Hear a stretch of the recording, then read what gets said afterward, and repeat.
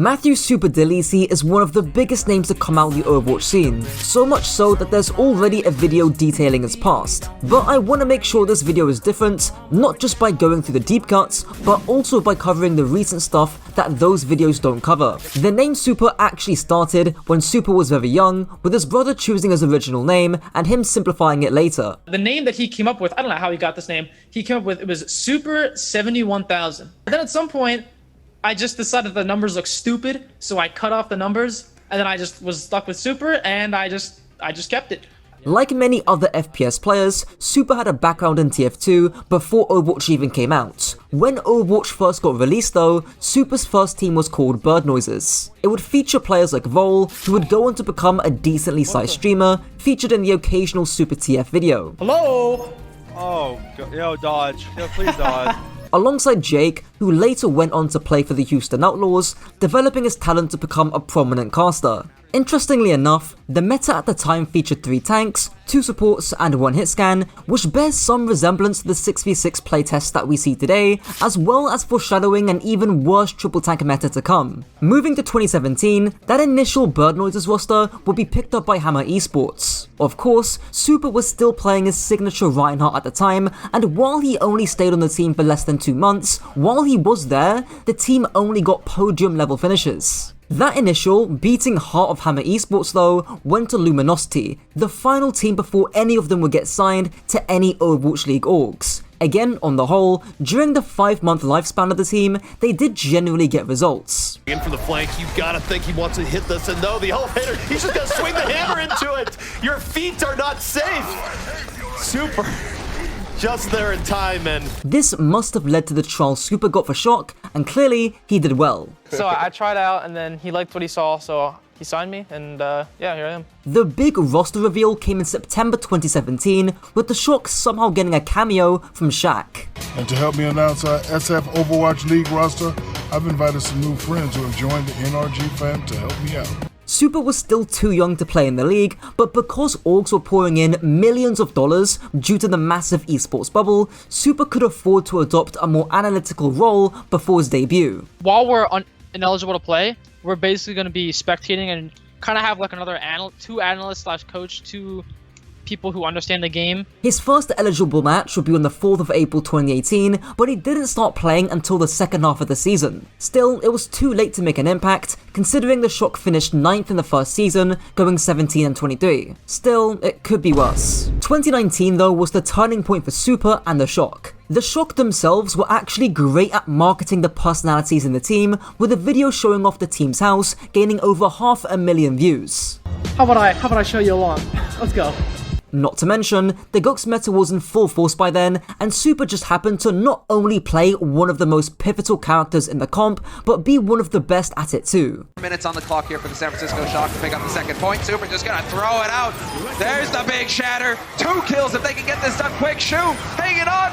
Barely, but Rio, you can't say the same for him, and now a golden opportunity for the Shock to get some real progress on the point. The talent of Super, and frankly the rest of the team, paired with the great marketing done by the Shock, and it was easy for these guys to be fan favourites. While they did end up losing the Stage 1 finals in a heartbreaking fashion against the Titans, they did end up getting the revenge in the stage after, not even dropping a single map. So we just tried to become the best that we could. Role queue did come around during the last stage of 2019 though, and because of the introduction of Sigma, Super mainly became a bench warmer. Despite this though, the Shock 4-0 swept the Titans confidently, and Super was still a very key aspect to the success of the Shock. Let's not forget about the Overwatch World Cup too. Not even half a year after winning the league, Super helped Team USA take down China for the first time. But that's not all. His stream had exploded from a few hundred viewers to now pulling 1,000 viewers as a baseline. To be honest, it's not hard to see why. The publicity that Super gained from the Jimmy Fallon show, alongside the 29 season, the Shock themselves, and the World Cup all gave Super the opportunity to show off his goofy personality, but also his legitimate skill in the game. Obviously, Super carried a ton of momentum coming into the 2020 season, and overall, the Shock's dominance was still very pronounced. I could talk about them winning the 2020 season, but the interesting stuff for me is the marketing stunts the Shock pulled throughout the year. The biggest one, of course, being Super Genji, with that video gaining over 1 million views. We're taking a look at the San Francisco. I knew it! For Boston here. Super comes in off the bench, a super sub in every sense of the term, and he gets 2 and 1! The traction this video got, as well as others, helped to quadruple Super stream in the span of half a bloody year. Super was also smart enough to diversify his content early by doing other stuff that wasn't Overwatch. Whether that was Fall Guys, Among Us, or doing cosplays. Oh, wait, someone explained it before. That's when you, like, pull your penis back and, like, hide it behind your legs, right? Super solidified himself as a personality in a time where everyone wanted that during a global pandemic. Entering 2021, despite Super still being on the Shock, he managed to stream about 100 to 150 hours per month. Because of the Bulls Then meta at the time, which Shanghai were very good at, alongside the Ryan Bap approach the Atlanta Reign took, the Shock fell short, coming top 4. Atlanta was simply the better team today. They have been, in fact, the better team all year around. Considering Super had basically won everything at that point, and beat the game twice, his motivation to continue was dwindling. Enter 2022, and the Score Esports released a video with a very similar title to this one, with Super even reacting to it as well. However, a month later, Super had made the choice to retire from the Overwatch League. The main reason was just that he didn't have the passion to compete anymore, which, according to him, was something that loomed over him for a very long time. Predictably, the community was sad to see a legend no longer play, but the upside was that Super would dominate the stream game, which he clearly did. Whether it was twink maxing doing cosplays, creating storylines with characters like Johnny G, Hey Sivi, did you do a little digging on Johnny? Pig Boy, Guess which game had Super in it? No. I'm gonna... or Shot Candy, Where's my YouTube check for carrying your YouTube channel?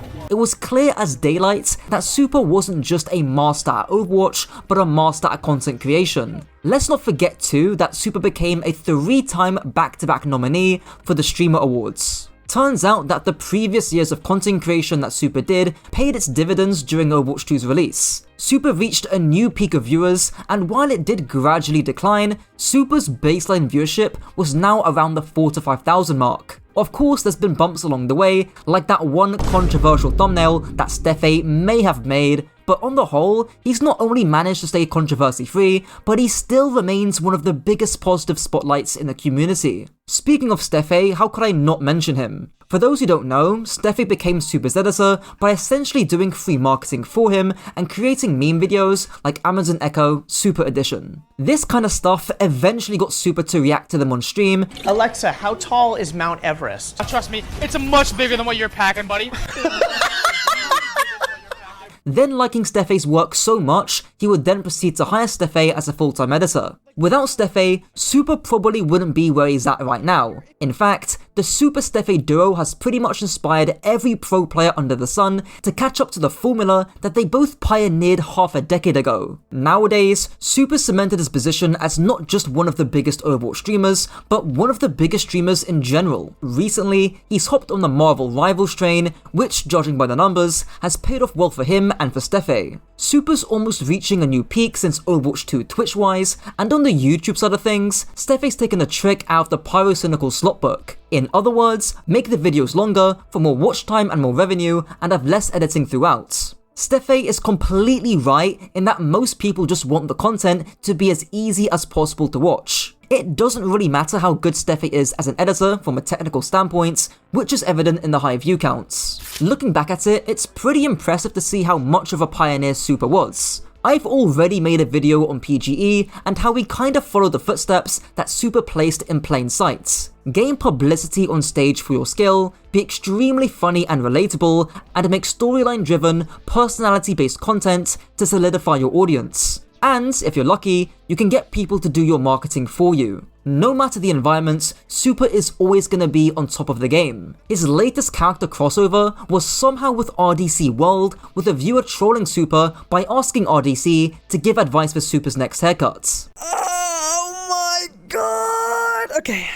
As always, if you enjoyed, check out the PGE version of this video too, and check out my coaching below if you want to improve at the game. Until next time.